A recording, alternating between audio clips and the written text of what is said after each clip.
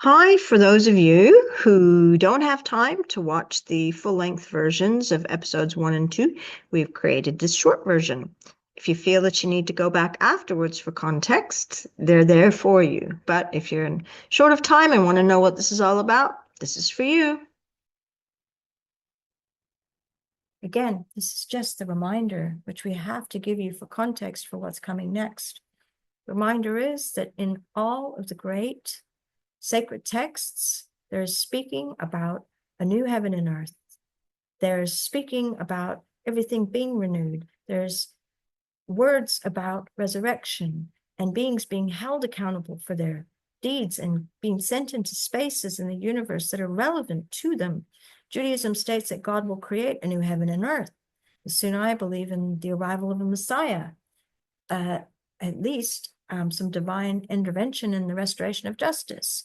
We get to Hinduism, a cycle that starts again. Taoism, the chosen will be rescued. There's talk in Zoroastrianism about later being a perpetual and divine exaltation. So basically, a Garden of Eden on earth.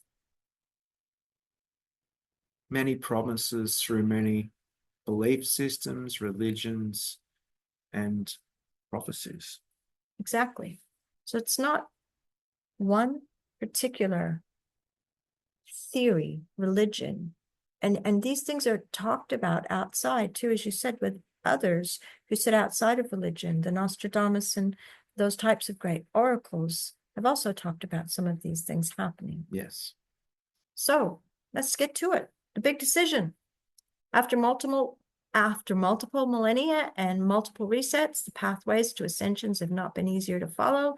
There's more suffering, not less. The gaps between the have and the have-nots have widened, not narrowed. And the desired changes that we've talked about cannot be applied to beings who are already living here now. We can't get radical change while we are all here now with systems already in place, and behavioral templates that are well established. Exactly. Gradual change is proven to be completely inefficient and impossible. And for these and many other reasons, the decision was made to start again and populate in a new cosmos. So I'm just going to rest there for a moment, because this is a lot to take in. But the project team, this massive project team across all realms, had to make a decision that it's not possible to continue to allow gradual change to occur because situations were worsening. And the divine, Mother, Father, God, whatever name you give them, have said enough is enough now. Suffering is too great. And the free will experiment has led to pain, has led to frustration and suffering, and we are not ascending and leading to better things. And they're saying enough is enough. It's time to start anew now. That can be devastating, but if we think about it, it's going to be done in the most pain-free way, in the most simplest, straightforward manner, that everyone receives the opportunity of a fresh start in a place that, wow, we have some design work to cover with you so that you can understand how great the changes will be and why it will be such a much more magnificent existence for all. But let's let that digest just for a moment. It's in a new place. No more gradual change. It's time for the big change that was always prophesied by all religions and all oracles. And so for the, for the spiritual community that I hear and I watch on YouTube and speak on the 5D and us ascending here into the 5D, that's not the case. It will be in a new cosmos, which we'll explain further. But I just wanted to point that out because I hear it a lot. The 5D is going to be here. We're going to do it here. We're going to do it here. There's a lot of misunderstanding about that. They're not particularly wrong in some aspects. What they're saying is they're 5-dimensional beings here and now who are needing to wake up. There is an ascension process happening for the 144,000. And in fact, that number is allowed to be greater for anyone who wants to be part of the positive change. There are all sorts of avenues to become participants in this. And so they are experiencing ascension symptoms. They are experiencing an awakening. They are having true experiences of shifting away from a normal human existence. But of course, if they're really honest about it, it's a painful process when you're doing that here in a third-dimensional world, a three-dimensional world that has still got these old systems of intolerance that do not allow for beings to be unique individuals and who are not necessarily in the practice of kind processes. So, how's this going to come about? Well, this is just a sneak peek of the new design, but let's tell you that a new cosmos has already been created, and it's a duplicate of the cosmos when the Earth was of an age of around 12,000 years ago. So, we were actually witness to it happening. We were told it was going to happen. The blueprint was used, and the cosmos was duplicated. So you have to ask yourself, how did it all get here originally? Well, everything that's here had a firm basis in planning, and the Akashic records or Akashic records or Tree of Life or whatever you wish to call it, the great internet of the sky, if you will, is much vaster than ours and has a record of all things. And so they're able to take these designs and blueprints and create again. There are changes in this new space, this new cosmos being made to our human avatars as well as the terrestrial avatars. And the continuum of dark and light will be cropped slightly to remove the capacity for some of the templates that exist now. So some of the worst templates are psychopaths, sociopaths, premeditated murder, rape, and pedophilia.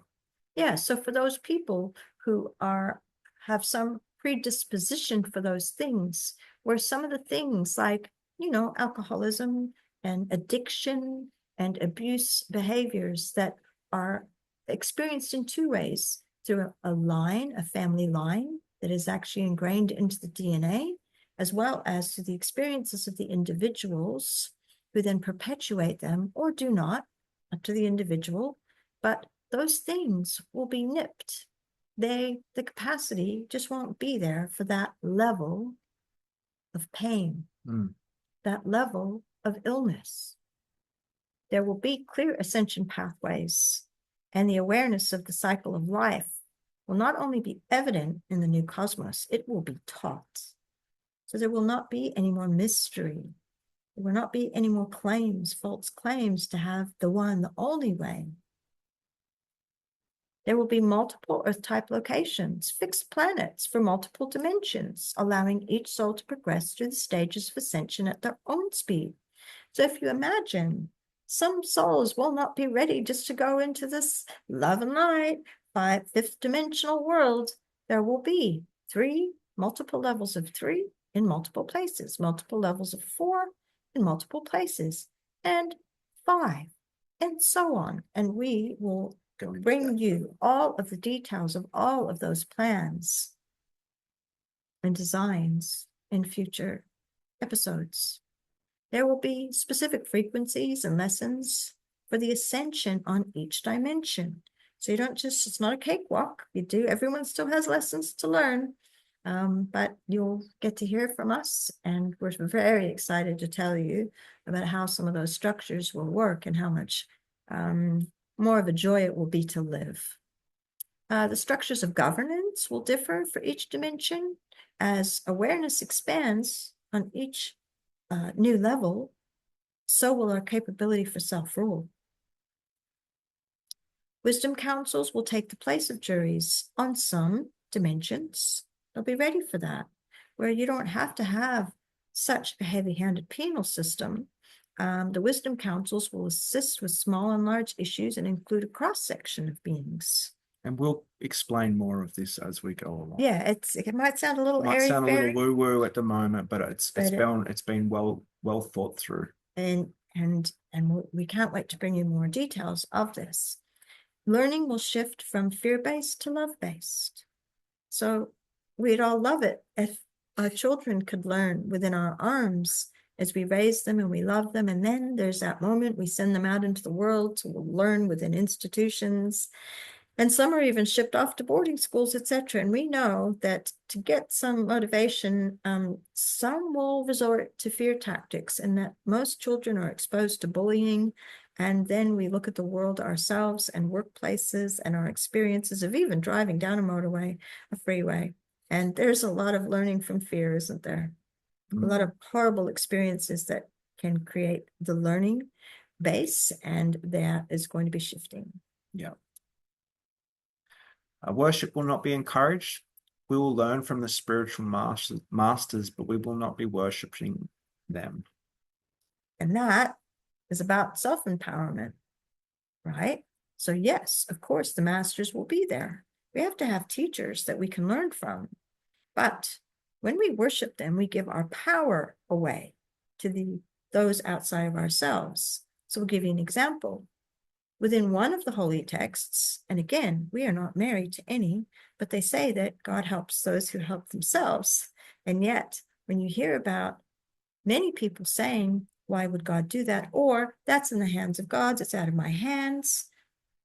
Well, they really want us to be self-accountable.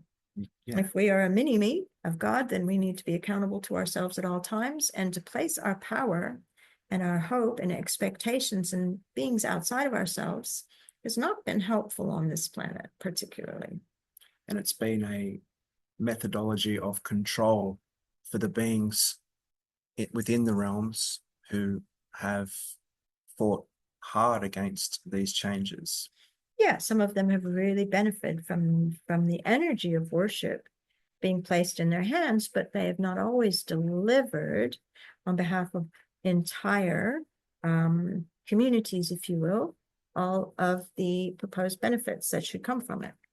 So that is our session for today. But we wanted to explain where we've been so far.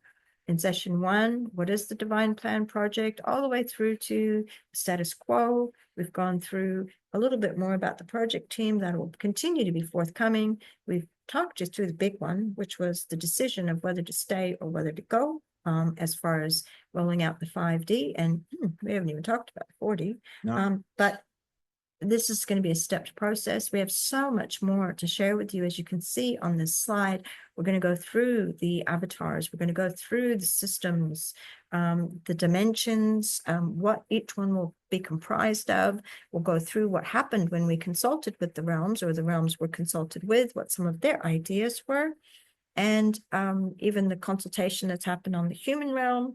And then the really exciting stuff too. And again, this is not necessarily in order. We're going to bring you sprinkling of this in each upcoming episode, but we'll go through the models for governance in communities, financial systems, educational, correctional, guidance systems, what the actual layout of these planets will be like, because, oh my goodness, like right now, we're all fighting with, being eco-friendly and trying not to damage this earthly existence any further. Well, you can imagine what it's going to be like. Because it's all been planned with that in mind. So living will be quite different than it has evolved into being here. There's new guidance in place. So you guys might look at it as commandments or principles for living. That's some of that has already come to the surface, and we can't wait to share that with you. And of course, how we can all work together, which brings us to the point here. If you're excited about hearing this, if this is starting to make sense to you now, that all of the promises are coming together, that things are going to get better, not worse, then join us, share this, subscribe to our channel to make sure that you don't miss out, and share this with the other light workers, because in coming episodes, we'll talk more about how we can work together, and communication is a really big part of that. And why? Why do we need to communicate this? Because if things get a little shaky on this planet, things go a little haywire, as they seem to be going now from all those threats from the 5 different areas, then people need hope. They need to know something better is coming. And that is what the 144,000 and the returning masters are here to do, is to support and provide the foundation for faith that regardless what your beliefs are, something better is coming. Thank you so much for Thank being you. with us. And we hope that you'll join us for episode 3 and that you will share, share, share.